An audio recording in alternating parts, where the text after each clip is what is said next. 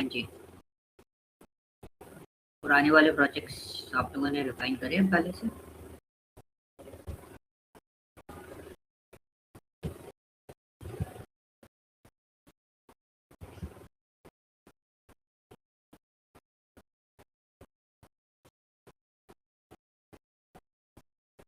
Hello, voice clear है मेरी?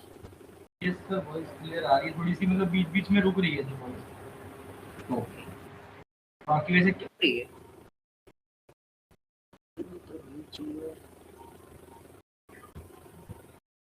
Internet speed तो मेरी सही है ऑलमोस्ट।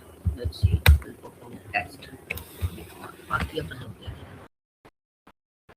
ओके, सो अभी मैं आपके जो कुछ पार्ट्स हैं वो स्टार्ट कर रहा हूँ। मतलब it's a very basics parts और ये थ्योरेटिकल पार्ट्स है जो आपको एग्जैक्टली आइडेंटिफाई करके रखने हैं। मतलब इनकी नॉलेज आपको अच्छे से होनी चाहिए। अगर आपको सॉरी, अगर आपको बेसिकली इनकी नॉलेज अच्छी खासी है then you will get the best result in your system. ठीक है? ओके, थोड़ा अपलोडिंग स्पीड में इश्यूज हैं। ओके, सो कुछ चीजें हैं, ये जो चीज मैं आज आपको पढ़ा रहा हूँ, मेरा स्क्रीन विजिबल है आप लोगों को? Yes sir. Okay, great. तो जो चीज मैं आपको पढ़ा रहा हूँ this is very useful for your project purpose only. Okay, और कुछ जो चीजें आप लोगों ने अभी तक पढ़ी है, जैसे विशाल आपने एक बार लेंथ फंक्शन के बारे में पूछा था, याद हो तो, कि हाँ सर, याद। एग्जैक्टली वो प्रोसेस कैसे चल रहा है। और आपने कुछ फंक्शंस के बारे में भी मैंने आपसे डिस्कस किया था कि ये फंक्शंस कहीं ना कहीं इनबिल्ट होते हैं, राइट? सो Yes. उसी के ऊपर एक टॉपिक है, that topic is called what function. और ये टॉपिक 2 दिन चलेगा, आज और कल, और ये रैप अप हो जाएगा। ठीक है? और ये प्रोग्रामेटिकल नहीं है, मतलब मैं इस पे आपको कोई भी प्रोग्राम या कोई असेसमेंट नहीं दूंगा। जो अभी तक आपने किया है उसी को आपको कन्वर्ट करना पड़ेगा, because this is a concept only. Okay, so इसको 2 पार्ट में इसलिए डिवाइड कर रहा हूँ, जहां तक आपको लगे कॉन्सेप्ट एक्चुअली जो नॉर्मल प्रोग्रामिंग अभी तक आपने जो स्टडी करी है वो उसको समझना बहुत आसान होता है, लेकिन कॉन्सेप्ट को ग्रैब करना थोड़ा सा कॉम्प्लिकेटेड होता है। ओके, तो आई ट्राई माई बेस्ट कि आपको मैक्सिमम टू मैक्सिमम पार्ट आज हम लोग कवर अप कर लें। बट आप कोर्स सिलेबस कंप्लीट करने के चक्कर में मत पढ़ना इसको। आप ऐसे पढ़ना कि आपको जब लगे कि इससे ज्यादा कॉन्सेप्ट हम कवर अप नहीं कर सकते, if you are taking 20 minutes 30 minutes 40 minutes, जितना भी टाइम आपको लग रहा है, इससे ज्यादा कॉन्सेप्ट आप टैकल नहीं कर सकते, तो आप मुझे स्टॉप कर देना।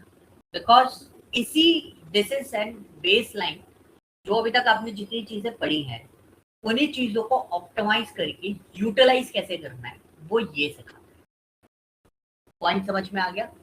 मैंने आपको एक थ्योरी और एक बैकग्राउंड आपको पहले बताया कि जितना भी आपने अभी तक जो भी स्टडी किया है उसको यूटिलाइजेशन, मतलब ऑप्टिमाइजेशन जो वर्ड होता है, वो ऑप्टिमाइज कैसे किया जा सकता है वो आपको फंक्शंस के थ्रू समझ में आ जाएगा। मतलब आप जो भी चीज बना रहे हो उसको ऑप्टिमाइज में आप उसको बना के रख सकते हो।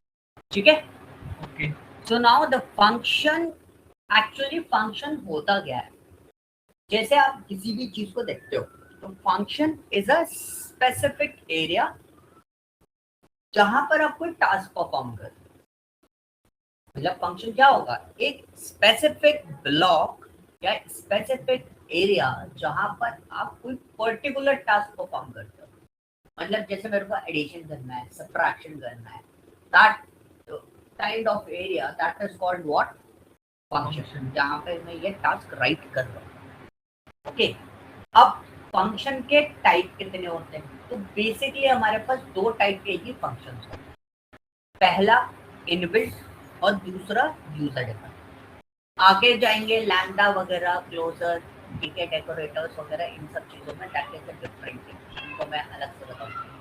बट बेसिक लेवल पर अगर कोई आपसे पूछता हो what is the type of function, तो function basically divided into 2 parts होते हैं। The first one is your what? Inbuilt function. Second one is your what? User defined. Inbuilt function वो होते हैं जो आपके प्रोग्रामिंग लैंग्वेज में पहले से प्री डिफाइंड, राइट। तो अभी तक आप यूज कर रहे थे, कौन से यूज करा, इनपुट फंक्शन यूज किया था आप, राइट, यूजर इनपुट लेने के लिए। प्रिंट फंक्शन आपने यूज किया प्रिंट करने के लिए। ऐसे काफी सारे कुछ कुछ फंक्शंस आप लोगों ने देखे जो कि आपके इनबिल्ट फंक्शन थे। डेटा स्ट्रक्चर में बहुत सारे देखे आपने, राइट, सेट में, लिस्ट में, आपके डिक्शनरी में बहुत सारे फंक्शंस आपने उसके अंदर आइडेंटिफाई करे। तो these are called what, inbuilt function. मतलब उसमें आपको बनाने की जरूरत नहीं पड़ी, वो ऑलरेडी डिफाइन थे। हम सिर्फ उसमें वैल्यूज और इंडेक्स नंबर पास आउट कर रहे थे और हमारा डेटा प्रोसेस होता जा रहा था, राइट। बट अब उसी में विशाल ने क्वेश्चन पूछा था कि सर ये लाइन फंक्शन काम कैसे करता है, मुझे line function, right. So exactly मैंने विशाल को एक छोटा सा प्रोग्राम डिजाइन करके बताया था कि विशाल इस तरीके से काम करता है, विशाल को अंडरस्टैंडिंग मिली। बट सपोज वहां पर अगर हमारे पास लेंथ फंक्शन होता ही नहीं और ये लेंथ फंक्शन आपको डिफाइन करने के लिए दे दिया जाता, तो आप क्या करते हैं? तो जब हम इसी टाइप का कोई फंक्शन डिफाइन करते हैं या इस टाइप का कोई फंक्शन डिजाइन करते हैं, मतलब डेवलपर जो डिजाइन करता है उसको हम बोलते हैं क्या, यूजर डिफाइंड फंक्शन। ठीक है, इतना पार्ट समझ में आया। अब बेसिकली बात ये हो गई कि भाई लेंथ फंक्शन आपने भी तो डायरेक्ट कर दिया था बिना फंक्शन बनाए। एक लेंथ फंक्शन था, मैंने प्रोसेस बिना फंक्शन बनाया और समझा दी थी, विशाल को समझ में आ गई। अब पॉइंट ये आता है कि जब कोई चीज डायरेक्ट हो रही है तो फंक्शन का मोटिव क्या है। फंक्शन का मोटिव बहुत सिंपल सा है, एक बहुत सिंपल थ्योरी है, एक सिंपल सा वर्ड है जो हर जगह आपका काम करेगा। उसको, उस वर्ड को हम बोलते हैं कोड रीयूजेबिलिटी। क्या बोलते हैं? Code reusability. फॉर एग्जाम्पल मैं आज आपको फंक्शन पढ़ाता हूँ, राइट। अब सपोज राजेश को फंक्शन टॉपिक ही समझ में नहीं आया, अब क्या होगा? अब या तो मैं राजेश को फिर से 2 घंटे स्पेंड करूँ राजेश के ऊपर और राजेश को फंक्शन समझाऊं। पॉइंट समझ में आया? मतलब इसमें क्या हुआ, इसमें 2 मेमोरी ब्लॉक कंप्लीटली यूटिलाइज हो गए। कौन कौन? एक मेमोरी ब्लॉक कौन हो गया? राजेश। एक मेमोरी ब्लॉक हो गया मैं। तो मतलब बेसिकली अगर देखा जाए तो हमारे 2 घंटे नहीं, हमारे कितने घंटे करा हुआ? 4 घंटे करा हुआ, राइट। अब सपोज राजेश को समझ में नहीं आया, मैंने क्या करा, मैंने बोला कि राजेश मैंने ना वीडियो रिकॉर्ड कर रखा है, लाइक जैसे अभी हमारा रिकॉर्डिंग चल रहा है, और मैंने राजेश को यही वीडियो दोबारा दे दिया। राजेश ने उस वीडियो को देख लिया पूरा, जैसे वो चीज पढ़नी थी। तो इसमें कितना टाइम स्पेंड हुआ मेरा? Only 2 hours. यस। वो भी किसका? सिर्फ राजेश का। मतलब राजेश को यूटिलाइज करना था, तो राजेश ने मुझे ऑक्युपाइड करने की जगह राजेश ने वीडियो को ही रिकॉल कर दिया। तो मतलब this is called what, reusability. हमने फंक्शन डिफाइन या फंक्शन पढ़ा एक बार, लेकिन जब हमें रिवाइज करना है तो हम उसी चीज को वापस रिकॉल करके पढ़ पा रहे हैं, हमें बार बार उसको यूटिलाइज करने की जरूरत नहीं पड़ रही, right. So you can take a example your books. आप बुक्स पढ़ते हो, क्यूबी पढ़ते थे हम लोग, क्वेश्चन बैंक एग्जामिनेशन टाइम पर, जैसे कि हम सैम्पल पेपर्स वगैरह लेके आते थे बोर्ड एग्जामिनेशन में। So we can understand this. अच्छा 1 मिनट होल्ड करना, बस एक छोटा सा कॉल।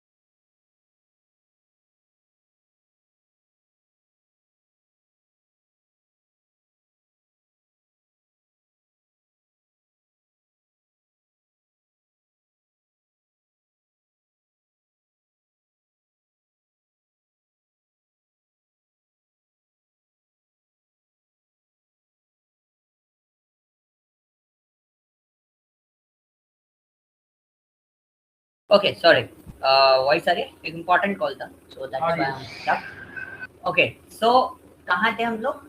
रीयूजेबिलिटी की बात कर रहे थे। तो यहाँ पे हमने क्या करा, हमने फंक्शन को एक ही बार लेक्चर बनाया और उसको रीयूजेबिलिटी पर डाल दिया।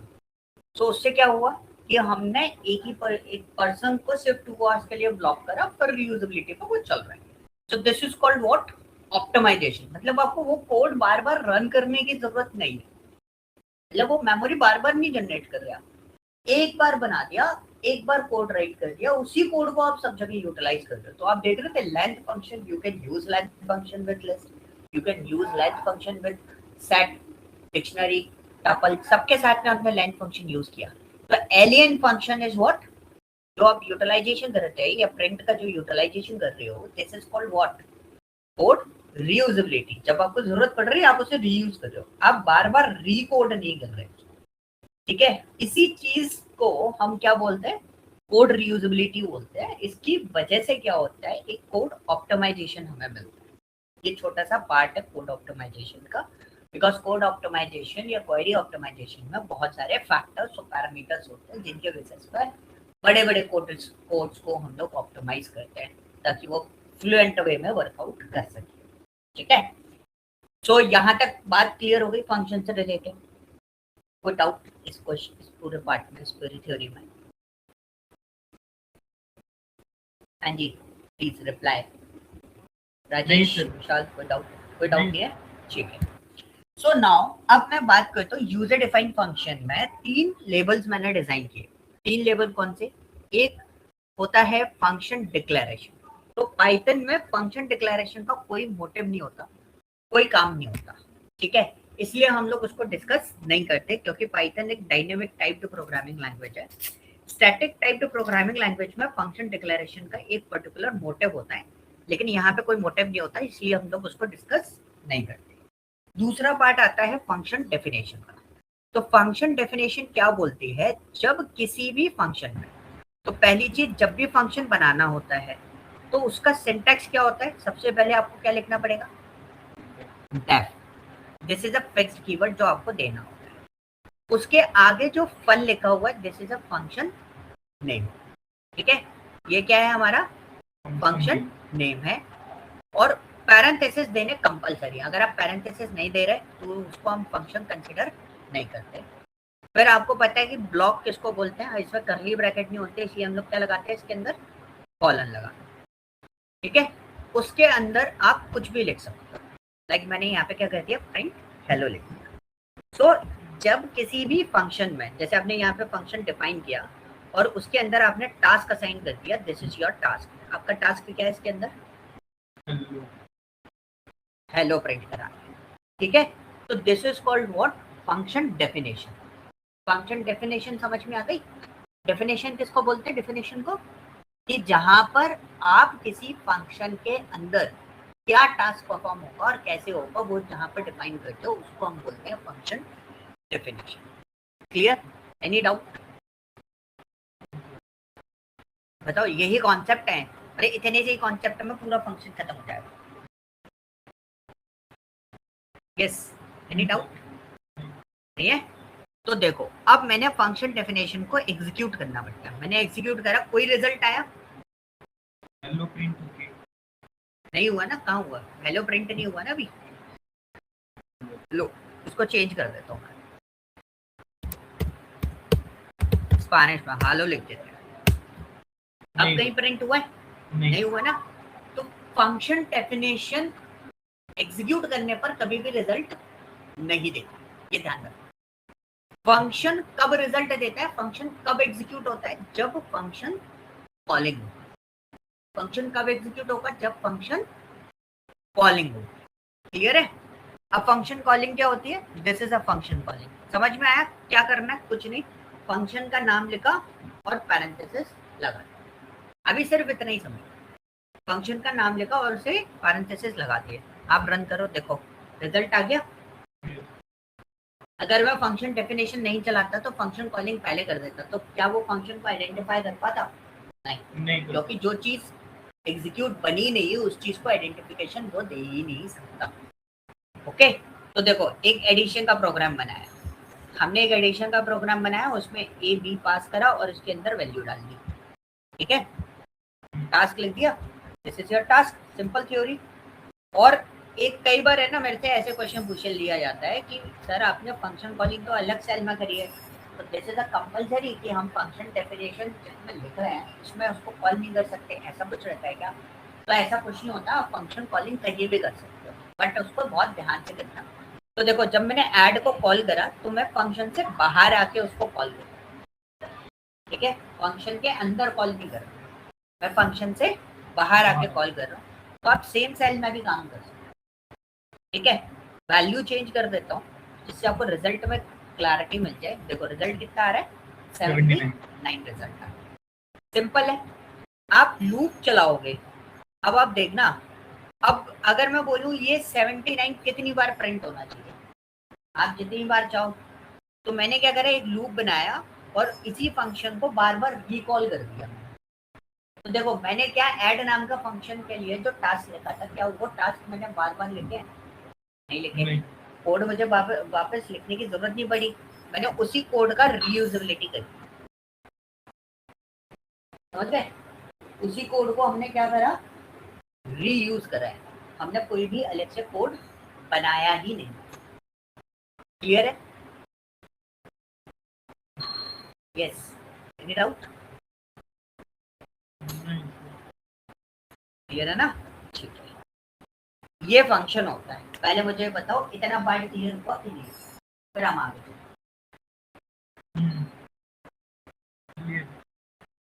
पूरे तरीके से क्लियर है ना?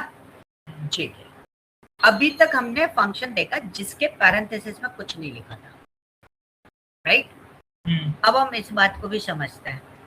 तो उस पर्टिकुलर टॉपिक का नाम है क्या, पैरामीटर एंड आर्ग्यूमेंट्स। तो अब ऊपर जो थ्योरी मैंने अभी तक समझाई दैट इज कॉल्ड फंक्शन, वहां पर फंक्शन खत्म, ठीक है। अब ये फंक्शन के सब टॉपिक होते हैं, function is a main topic, जो आपने अभी तक पढ़ा वो मेन टॉपिक था। अब फंक्शन के सब टॉपिक होते हैं जो फंक्शन को और बेहतर बनाने में हेल्प आउट करते हैं। तो उसी में से एक टॉपिक है कौन सा, पैरामीटर एंड आर्ग्यूमेंट। अब यहाँ पे देखो मैंने एक डेफ नाम का फंक्शन लिखा, उसके अंदर ए बी पास करें, वेरिएबल है ए और बी, और मैंने ए और बी को नीचे प्रिंट करा, सिंपल। यहाँ तक कोई डाउट? वही चीज कर रहे जो अभी तक हम करते हुए आ रहे थे। फिर हमने जब फंक्शन कॉलिंग करी तो यहाँ पे क्या पास करा मैंने, 2 और 5 कॉल गया है। अब मैं जब इसको एग्जीक्यूट कर रहा हूँ तो रिजल्ट आ रहा है, क्लियर है? तो इसमें पैरामीटर क्या होता है, इसमें पैरामीटर होता है आपका ए और बी, और आर्ग्यूमेंट क्या है, जो उस पैरामीटर के लिए वैल्यू पास की गई फंक्शन कॉलिंग के टाइम पे, उसको हम क्या बोलते हैं, आर्ग्यूमेंट बोलते हैं। क्लियर? Any doubt? ठीक है, सो एक मिनट रुक जाना सर। Okay okay.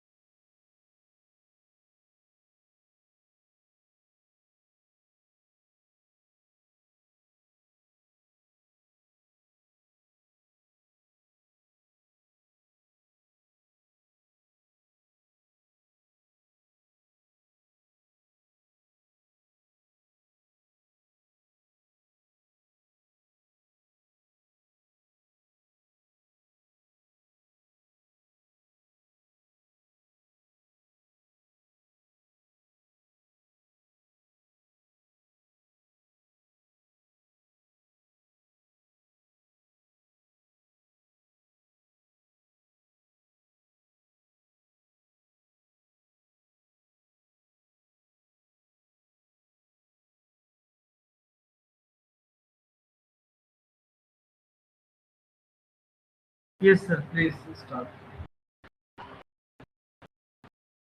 ओके, तो यहाँ पर हमारे पास जो पार्ट है, तो हमने यहाँ पे देखा कि हमारा आर्गुमेंट कौन सा और पैरामीटर कौन सा। तो दिस इज दी पैरामीटर, और उन पैरामीटर के लिए जब आप कोई वैल्यू पास करते हो नीचे से, that is called what, argument. Okay, it's very simple.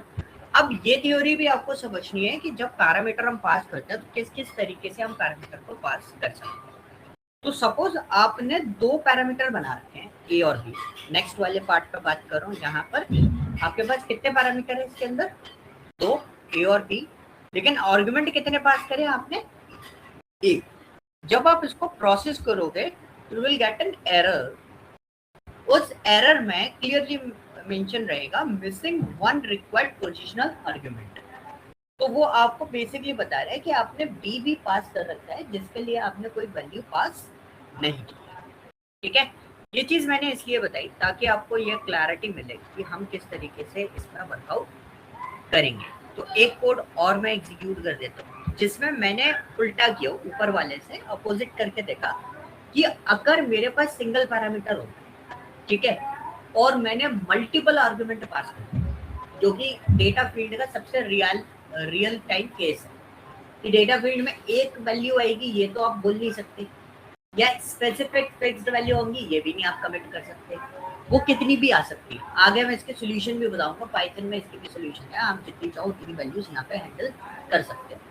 तो यहाँ पे पहले तो हमने नॉर्मल प्रोग्रामिंग के बेसिस पे देखा, तो this is not tolerable purpose कि अगर आपने एक पैरामीटर दे रखा और मल्टीपल पैरामीटर का आर्गुमेंट आप पास कर रहे हो, तो यहाँ पे भी वो आपको क्लियर कट बोलेगा कि आपने एक पोजिशनल आर्गुमेंट दे रखा है जिसके अंदर हम वैल्यू हैंडल कर सकते हैं, बट आपने दो पास कर एक की जगह। ठीक है, so this is a point.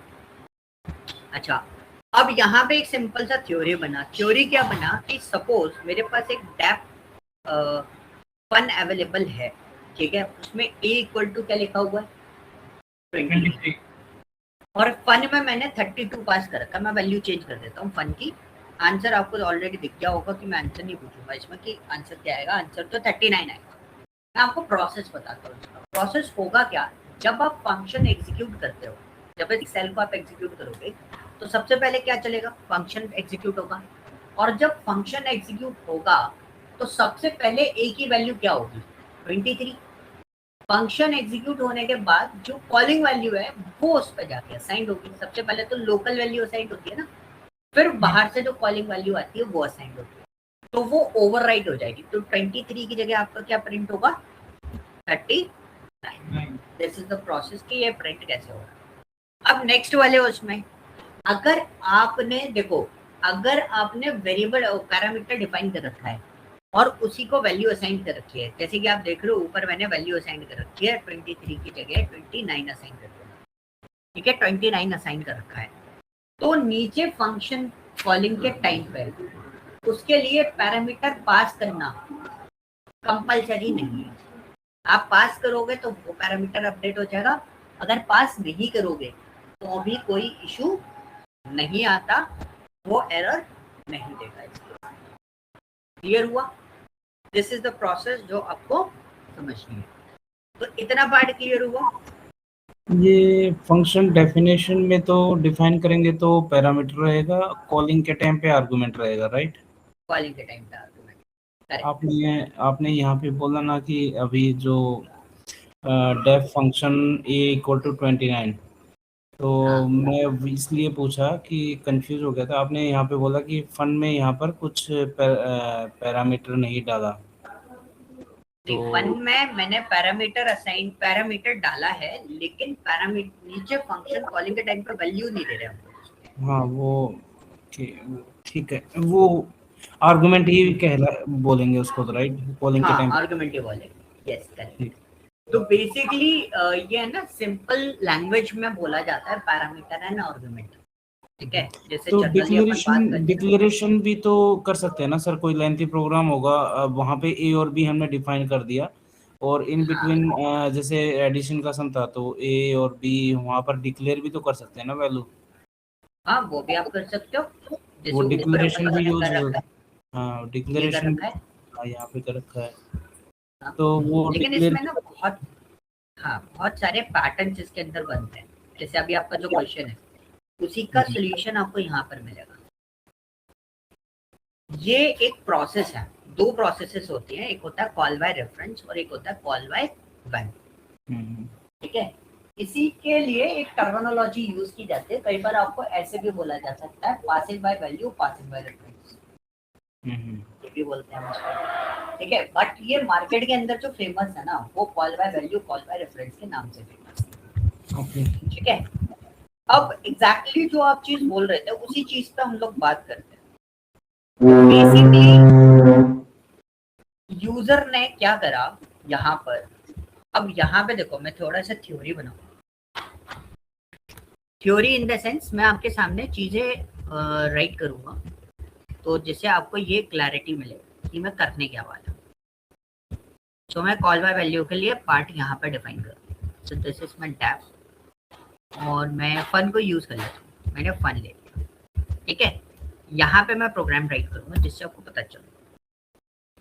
मैंने ये बोला फन देने की जगह, फिर मैंने ये बोला कि भाई ये जो n की वैल्यू है वो मैं बाहर से लूंगा। ठीक है, अब फन के अंदर मैंने क्या दे रखा है, कौन सा वेरिएबल दे रखा है, n, राइट। और मैंने बाहर 3 4 2 3 वैल्यू जो ले रखी है वो क्या ले रखी है, वो भी क्या है, n है, राइट। हम यहाँ पे क्या हैंस प्रूव्ड करने वाले हैं, हम यहाँ पे ये हैंस प्रूव्ड करने वाले हैं कि बिफोर फंक्शन कॉल। तो देखो सबसे पहले चलेगा क्या, जो फंक्शन के बाहर है। ठीक है, सबसे पहले चलेगा क्या, जो फंक्शन के बाहर है। अभी फंक्शन कॉलिंग करी है मैंने कहीं इस वाले उसमें नहीं करी। तो n की वैल्यू कितनी है अभी, 3423। मतलब बिफोर फंक्शन कॉलिंग अगर मैं आपसे पूछूं तो n की वैल्यू यहाँ क्या प्रिंट होनी चाहिए, 3423। करेक्ट, यहाँ तक चीज क्लियर थी। अब आपने बोला कि भाई फन के अंदर n पास कर दो, तो n की वैल्यू क्या है, n की वैल्यू n ही है फिर 3423 नहीं n क्यों है, ये है ना 3423 तो असाइन कर रखा है ना आपने। ये n अलग है और ये n अलग है, यही चीज हम n प्रूव कर रहे हैं इसके अंदर। कॉल बाय वैल्यू में जो कंफ्यूजन होता है वो यही कंफ्यूजन होता है, अभी आपको भी यही कंफ्यूजन हो रहा है कि ऊपर भी n नीचे भी n, लेकिन नीचे वाला n अलग मेमोरी लोकेशन है, ऊपर वाला n अलग मेमोरी लोकेशन है, दोनों इंडिविजुअल लेवल पर हैंडल होते हैं। ओके, तो उसी पर्पस पे मैंने यहाँ पे क्या करा है, n पास करा। ये कौन सा वाला n पास करा मैंने, ये वाला n पास करा। तो क्या पास होगा इसके अंदर, 3423। अब यहाँ तक ये चलेगा इसी तरीके से, मैं जो प्रोसेस बना रहा हूँ उसी बेस में चलेगा, लेकिन रिजल्ट देखो इकट्ठा आएगा, वहां आपको समझ में नहीं आएगा, बट स्टेप मैं आपको बना के दे।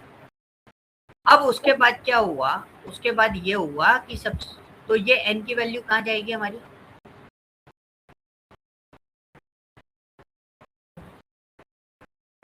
ठीक है, कहाँ गया ये।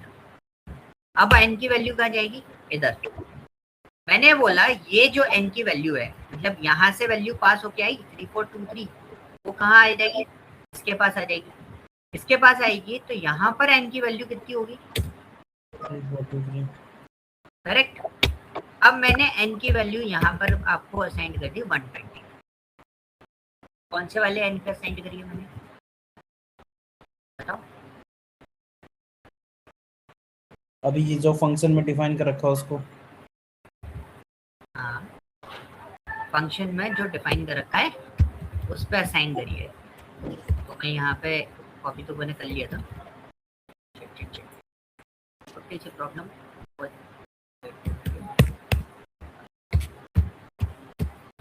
ठीक है, तो अब n की वैल्यू कितनी होनी चाहिए, 123।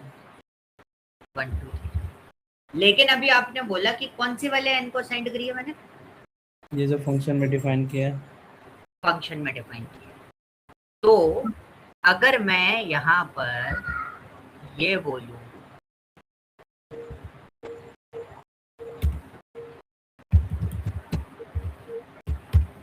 आफ्टर फंक्शन कॉलिंग n की वैल्यू क्या होगी, बताओ कोई चेंजेस आएंगे? कोई चेंजेस आएंगे आफ्टर n की वैल्यू में?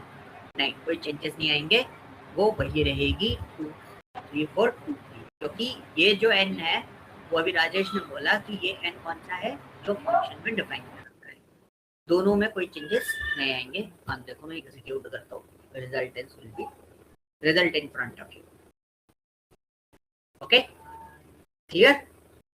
Any doubt?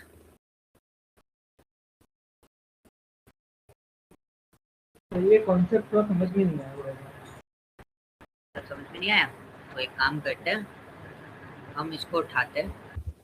Call by value का कॉन्सेप्ट सिर्फ एक छोटी सी बात बोलता है, वो ये बात बोलता है कि आपने दो चीजें डिफाइन कर रखी हैं। सी बात क्या बोलेगा, मैं यहाँ पे आपको प्रेजेंट करके बता दूंगा। वो ये बोल रहे हैं कि ये फंक्शन के अंदर डिफाइन किया हुआ n पैरामीटर वाला n और जो बाहर 6 नंबर पे n डिफाइन किया हुआ, दोनों अलग अलग मेमोरी लोकेशन है, सेम मेमोरी लोकेशन नहीं है। क्लियर? ये पॉइंट क्लियर हुआ? ये दोनों अलग अलग है, मतलब इसकी मेमोरी लोकेशन अलग अलग मेमोरी लोकेशन। करेक्ट, मतलब मेन मोटिव ये है, आपको जो चीज समझ में नहीं आई, आपको एग्जैक्टली प्रोग्राम समझ में आ चुका है, आपको ये थ्योरी समझ में नहीं आई कि एक्चुअली कॉल बाय वैल्यू से हम प्रूफ क्या करना चाह रहे हैं। तो इसके पीछे बैकग्राउंड ये है विशाल कि फंक्शन का n, फंक्शन के पैरामीटर का n और फंक्शन के आर्गुमेंट में पास किया हुआ n, दोनों अलग अलग मेमोरी लोकेशन है, दोनों मेमोरी लोकेशन सिमिलर नहीं, और यही प्रूफ करना है।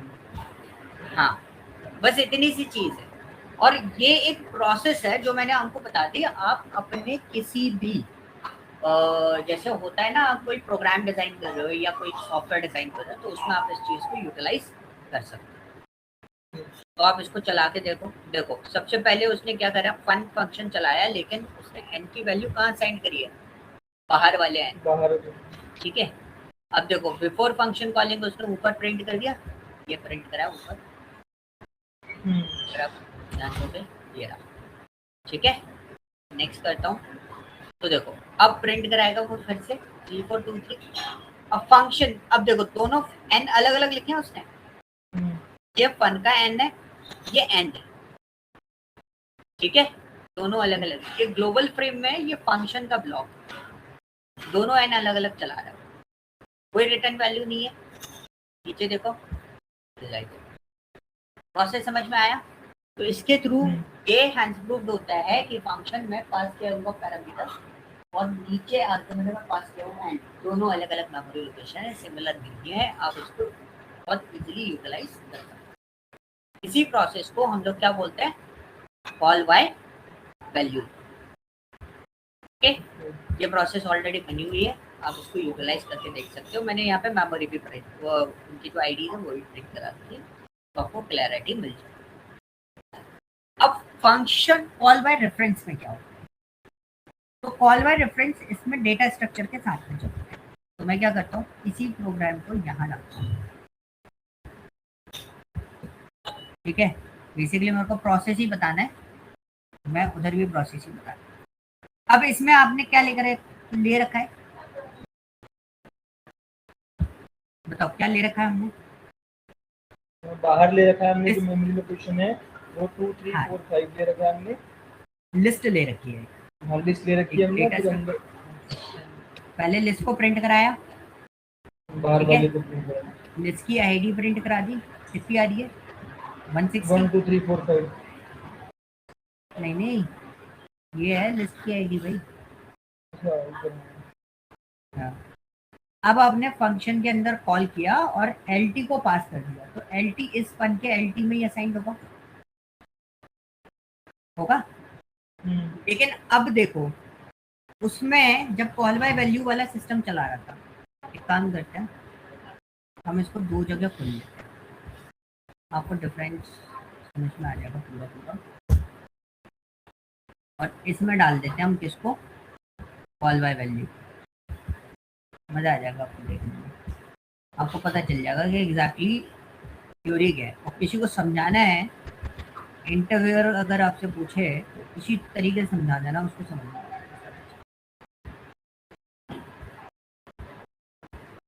देखो अब इसमें n कैसे लिखा है, अलग से लिखा है 123 इसने, और इसमें देखो इसमें क्या करा है, इसमें ये बोला कि जो ऊपर वाली लिस्ट है उसी को रेफरेंस दे, मैं अलग से लिस्ट नहीं बना। सिस्टम समझ में आया? उसमें क्या कर रहे हैं, कॉल बाय वैल्यू में अलग मेमोरी बना रहे हैं हम यहाँ पर, लेकिन कॉल बाय रेफरेंस में हम अलग से मेमोरी जनरेट नहीं कर रहे हैं, हम ऊपर वाली मेमोरी को ही यूज कर रहे हैं जो ओरिजिनल मेमोरी। ठीक है, अब अगर आप ओरिजिनल मेमोरी यूटिलाइज कर रहे हो और ओरिजिनल मेमोरी में आप चेंज कर देते हो किसी की पोजीशन, तो यहाँ पे देखो LT0 पे मैंने क्या साइन कर दिया 34। अब मैंने ये देखा कि जब मैं इसको चला रहा था उसका मेमोरी लोकेशन ये आ रहा है, ठीक है, मैंने इसको चलाया, अब देखो दोनों का मेमोरी लोकेशन अलग अलग हो गया, राइट, लेकिन रेफरेंस में क्या बोल रहे हैं कि हम इसी को यूटिलाइज कर रहे हैं, सेम मेमोरी यूज कर रहे हैं, हम भाई कोई नई मेमोरी यूज नहीं कर रहे। तो अब हमने इसको फिर से नेक्स्ट करा तो देखो इसकी मेमोरी में कोई चेंजेस आए नहीं। तो इससे होगा क्या कि जब आप इस तरीके से डेटा स्ट्रक्चर को अगर आप पास करके यूज करते हो फंक्शन के अंदर, तो अगर आप फंक्शन के अंदर जो भी चेंजेस करोगे वो आपके ओरिजिनल डेटा स्ट्रक्चर पे चेंजेस आएंगे। ये कॉल बाय रेफरेंस क्वेश्चन समझ में आया?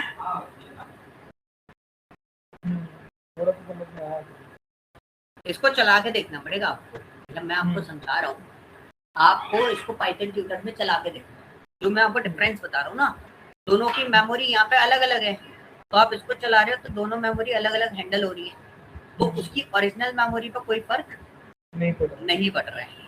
लेकिन यहाँ पे तो एक ही मेमोरी यूज कर रहे थे, इसमें चेंजेस आ रहे हैं तो उसकी ओरिजिनल मेमोरी पर फर्क पड़ रहा है। क्लियर हुआ? कोई डाउट? यूज करके देखेंगे इसको यूज करके देखना पड़ेगा, बिना उसके तो ये ऐसा कॉन्सेप्ट कभी हाथ में आएगा ही नहीं।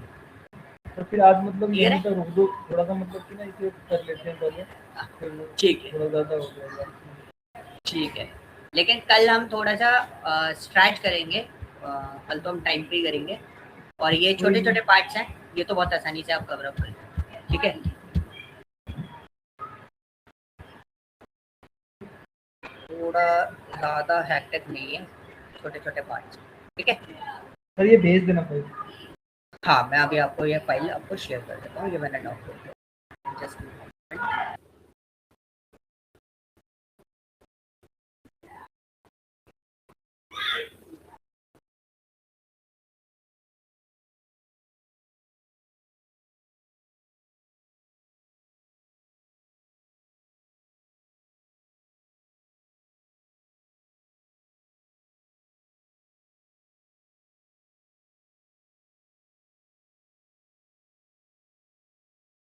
ठीक है, तो फिर हम कल सेम टाइम पे कनेक्ट करते हैं, और उसको सेम टाइम पे इन द सेंस 9 o'clock पे कनेक्ट करेंगे और उसको रैप अप करेंगे function. Okay guys, thank you, bye bye.